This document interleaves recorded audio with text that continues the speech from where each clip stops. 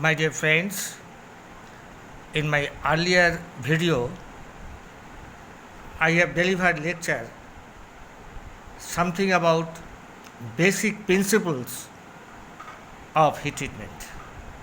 I have described what is annealing, normalizing, hardening, stress relieving, tempering, case hardening, etc.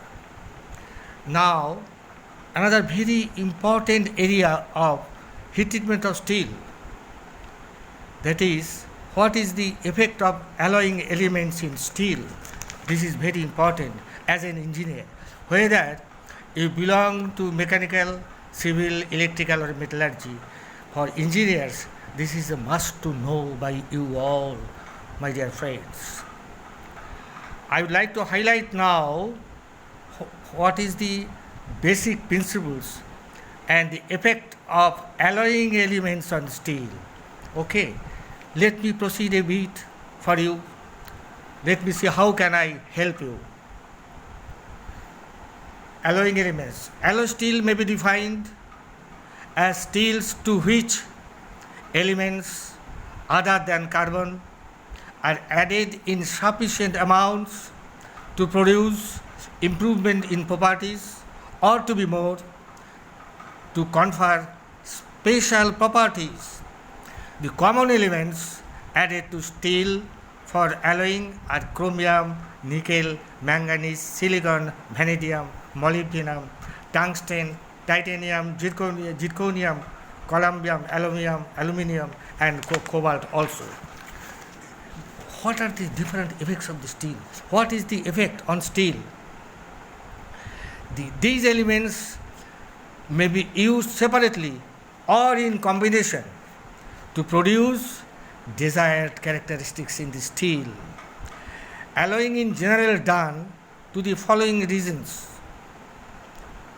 Number one, to improve wear resistance, to improve corrosion resistance, to improve tensile strength, elastic limit and ductility, etc., to improve hardenability, to improve machinability, to produce fine-grained steel, to retain or to improve strength at elevated temperature.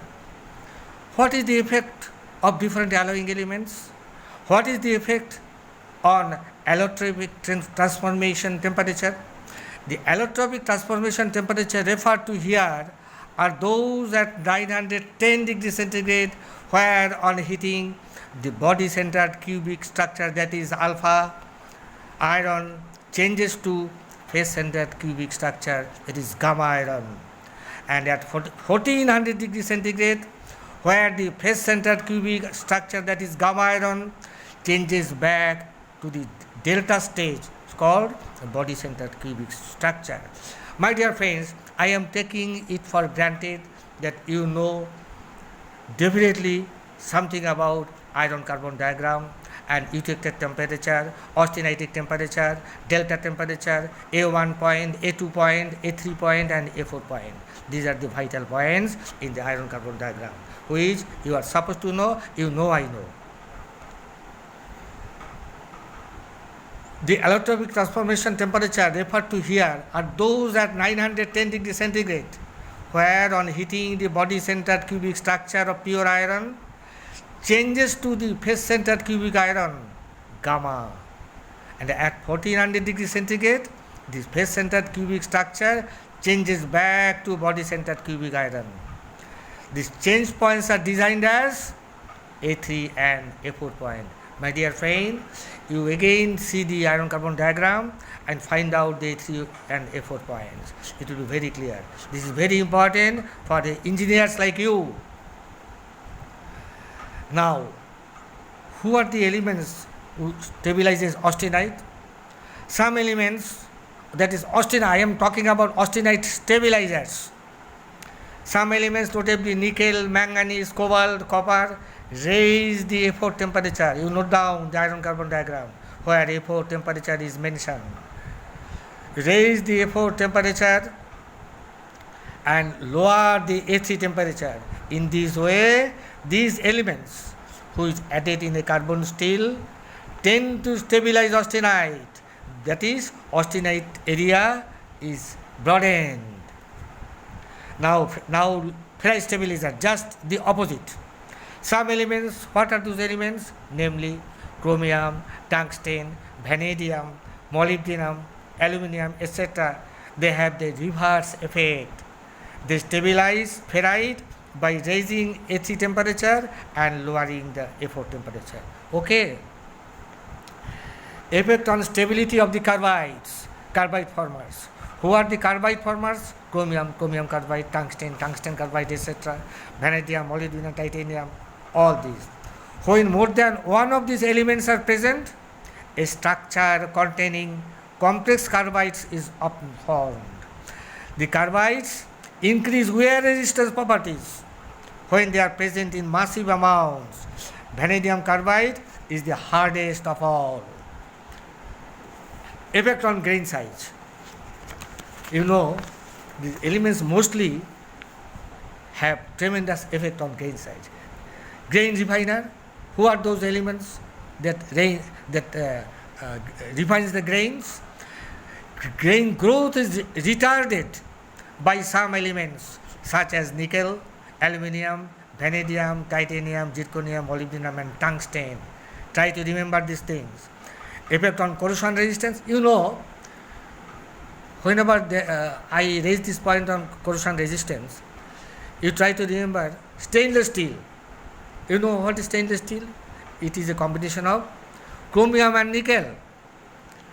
When nickel and chromium is added, as I told you just now earlier, that austenite stabilizer. Nickel and manganese is an austenite stabilizer. In a stainless steel, says the name of the stainless steel is 18-8 variety steel. 18% chromium, 8% nickel. You see, 8% nickel is very high percentage of nickel, and chromium is a corrosion resistant, and maximum percentage of 8% nickel, it stabilizes austenite. So this 18-8 variety of stainless steel is named as austenitic stainless steel. Kindly try to remember these things. Now, effect of depth of hardening. Each and every of the chemical elements in steel has an influence on its hardenability. Depth of hardening means hardenability. Practically all elements increase the hardenability except cobalt. Try to remember it. Except cobalt, I repeat. Cobalt decreases hardenability. Try to remember. The influence on hardenability of steel differs from element to element. Molybdenum, manganese, chromium, tungsten, etc. are very strong hardenability agents. Effect on eutectate composition. Can you remember this iron carbon diagram?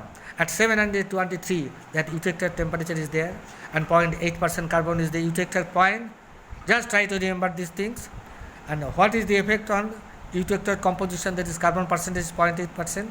Generally, all the elements tend to retard carbon percentage towards left. Carbon percentage, more the alloying elements percentage, and carbon percentage is going to decrease and decrease and decrease. That is, steel can be completely pearlitic variety even though it contains less than 0.8% carbon. Effect on eutector temperature now. Effect on temperature of martensitic formation. All elements, alloying elements with the possible exception of cobalt and aluminium, lower martensitic temperature, that is MS temperature, the temperature of the start of martensite formation, as well as MF, martensite finish, the finish of the martensite transformation. Okay.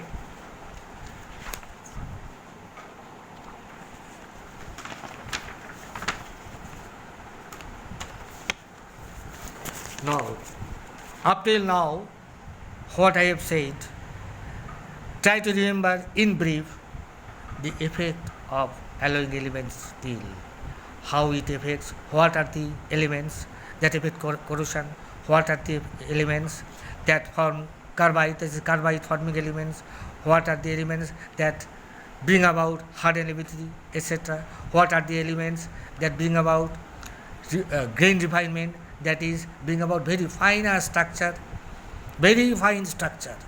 These are the very much required for engineers like you. Thank you, my dear friends. I end here from you. Goodbye.